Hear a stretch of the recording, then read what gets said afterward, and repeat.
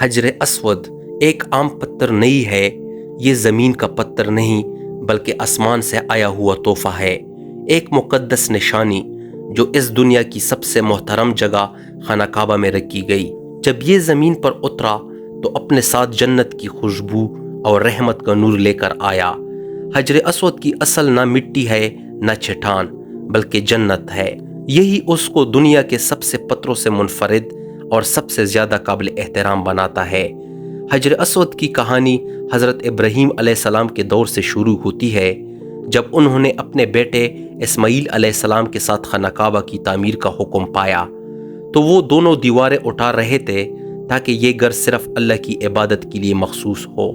جب تعمیر مکمل ہونے کے قریب پہنچی تو ابراہیم علیہ السلام نے اللہ سے دعا کی کہ کوئی ایسی نشانی ہو جو اس کے گھر کو باقی تمام عمارتوں سے ممتاز کر دے۔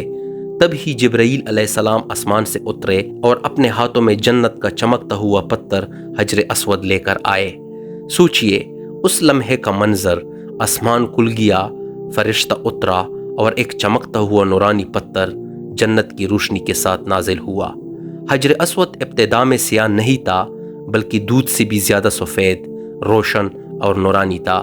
اس کا کعبہ میں رکھنا محض تعمیر کا کام نہیں تھا بلکہ ایک آسمانی تقریب تھی تاکہ یہ گھر دنیا کے تمام گھروں سے ممتاز ہو اور ہمیشہ کے لیے اللہ کی نشانی قرار پائے۔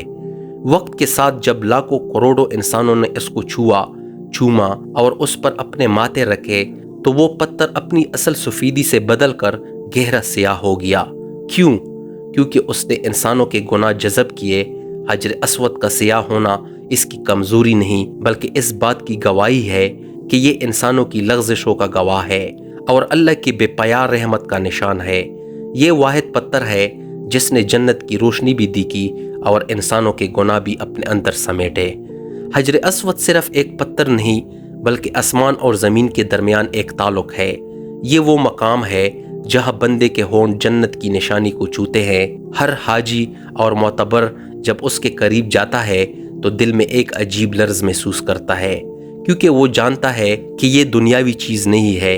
یہ یاد دلاتا ہے کہ یہ دنیا عارضی ہے اور آخرت ہی ابدی ہے۔ حجر اسود کی آسمانی اصل ہر مومن کو اس کے رب کی طرف پلٹنے کی یاد دہانی کراتی ہے۔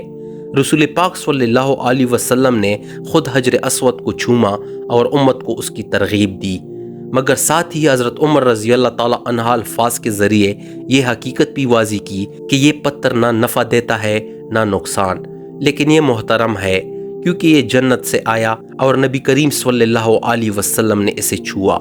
اس کی عظمت اس کی اصل اور اس کی کہانی میں ہے۔ حجر اسود کو چھونا یا چومنا ایمان کی تجدید، وفاداری کی بیعت اور سنت کی پیروی ہے۔ تاریخی طویل سفر میں حجر اسود نے آزمائشیں دیکھی، کبھی آگ میں جھلسا، کبھی چوری ہوا، کبھی ٹکڑوں میں بٹ گیا اور کروڑوں ہاتھوں نے اسے چھوا، مگر آج بھی یہ اپنی جگہ قائم ہے۔ قیامت کے دن اس کو آنکھیں اور زبان عطا کی جائیں گی اور یہ ان لوگوں کے حق میں گواہی دے گا جنہوں نے اسے سچائی اور ایمانداری کے ساتھ چوما۔ یہ محض روایت نہیں بلکہ نبی کریم صلی اللہ علیہ وسلم کی سچی خبر ہے جو حجر اسود کو وقت سے ماورا کردار ادا کرتی ہے۔ حجر اسود کی آسمانی اصل ہر مسلمان کے لیے پیغام ہے کہ وہ کسی بڑی حقیقت کا حصہ ہے۔ یہ اس بات کی علامت ہے کہ جنت نے ایک بار زمین کو چھوا اور اللہ نے خانہ کعبہ کو ساری انسانیت کی عبادت کا مرکز بنایا۔